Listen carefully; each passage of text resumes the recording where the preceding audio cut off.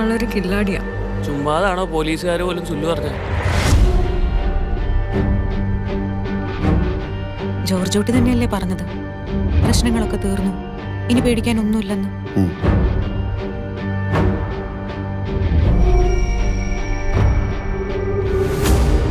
പോലീസിന്റെ രീതികൾ മുൻകൂട്ടി കണ്ട് കളിക്കുന്ന ഒരാളാണല്ലോ അയാൾ.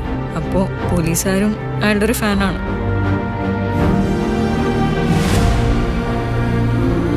പിന്നെ ആ ജോർജ് കുട്ടി ആളൊരു കുറുക്കനാണ്.